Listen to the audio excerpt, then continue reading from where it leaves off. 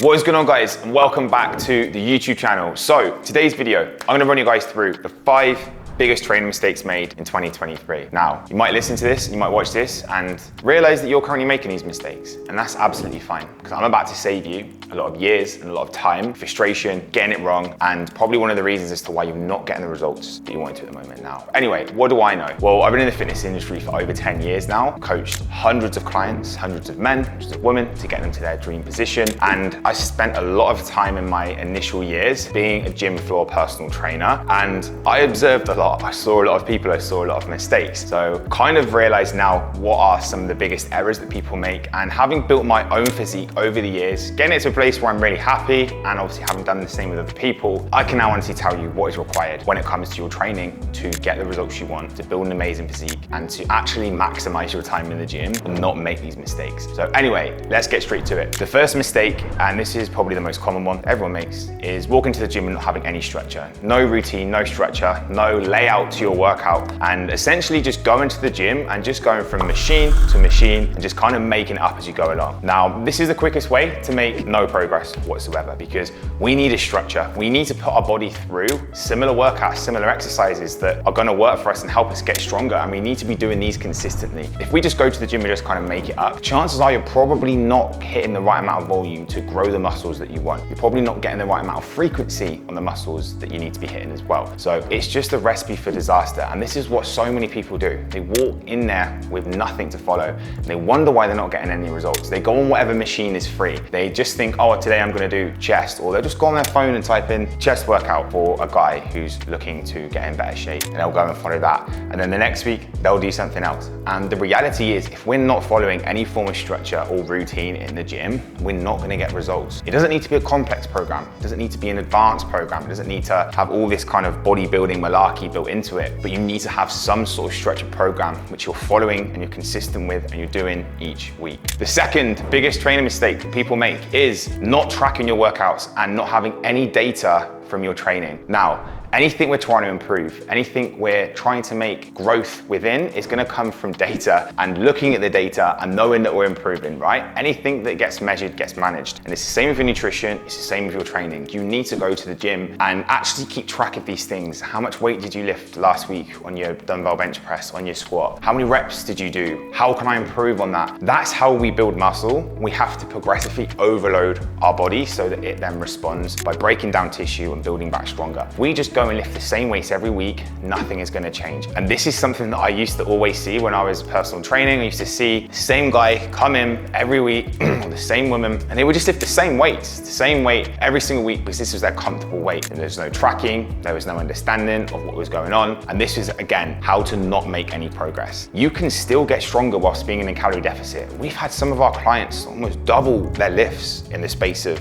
12 weeks or 20 weeks while still losing body fat and being in a calorie deficit. Now, whilst building muscle and losing fat at the same time isn't really something you're gonna get too much of, you're not gonna build lots of muscle in a deficit. If you're getting stronger each week, you are building some form of muscle because you can't just get stronger without building muscle. That is the byproduct. So make sure you're tracking your workouts. This can be on an app, phone, this can even go old school and just take pen and paper to the gym.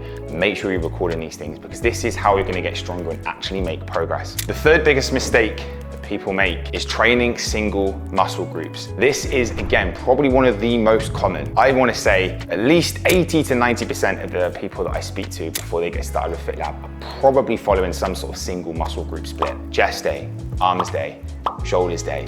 Now, I'm not saying this is bad, okay? Again, having a structure and following a workout, any workout that's got a structure to it is better than no workout without any structure, that's for sure. But there are better ways you can maximize your time and your energy and get more from your training. And if we could get more and get quicker results, surely you would take that. Now, the old school bro splits, they've been tried, they've been tested, and unless you are enhanced and you're taking anabolic steroids, they are not gonna prove to be more optimal. This has been shown in several studies. It makes sense to hit each muscle group more than once per week. If you think about this logically, if you just trained your biceps once a week, across a whole year, you would only train them 52 times. If you were to train them twice a week across the whole year, you would train them 104 times. Now, logically, which one do you think is going to lead to more growth? Surely the latter, because we're training with more frequency.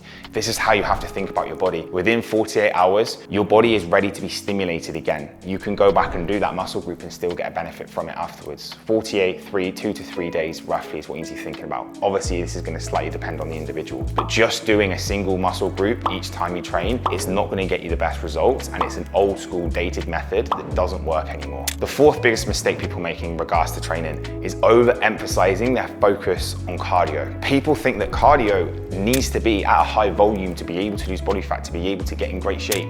You need to be doing your morning cardio. You need to be getting on a stepper for an hour a day. And look, if you enjoy it and you like the mental benefits of cardio, it's part of your routine, it works for you, go and do it.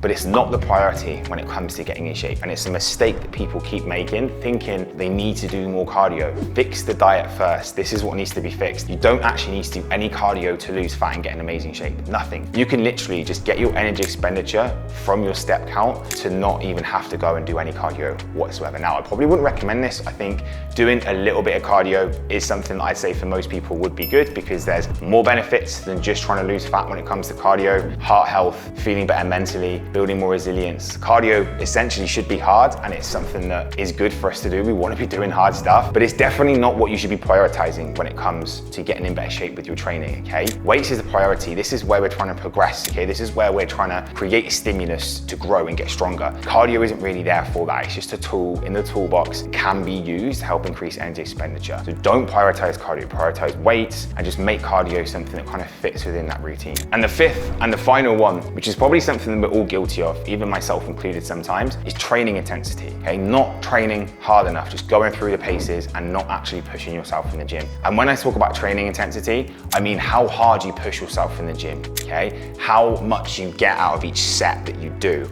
How can you take it to failure? That is what training intensity is. And a lot of the time, people think they're training hard, but the reality is they're not training hard. They probably stop when they've got 3 to 4 reps in reserve instead of really pushing for that last one. You have to think of it like this. If someone was gonna hold a gun to your head and pull the trigger, if you didn't get X amount of reps out, you would probably do it, okay? You have to have that kind of killer mentality every single time you're training. And again, I'm guilty of not pushing myself all the time. I'm not saying every single session has to be like that. There will be some which, you know, inevitably aren't gonna be the best, but you have to have a good level of training intensity. You have to push yourself. You have to get the most out of your workouts to improve. And the harder you go in the gym, the more you push yourself, the better your results are gonna be, because your body is naturally gonna have more stress, it's gonna have more stimulus provided to it, gonna get better results. And as long as you're taking care of the other principles aside the gym, which is a whole new video, then you're gonna get good results from your training. So that's what I've got for you today, guys. These are the 5 biggest mistakes that I still see them all the time. If you can rectify these 5 things this year with your training, you are probably gonna get much better results, and you're gonna keep them as well. So I hope this video is useful. If it is, make sure you hit the like button, make sure you subscribe for future videos, the bell notification. There's more fitness content coming very soon, and I'll catch you in the next video.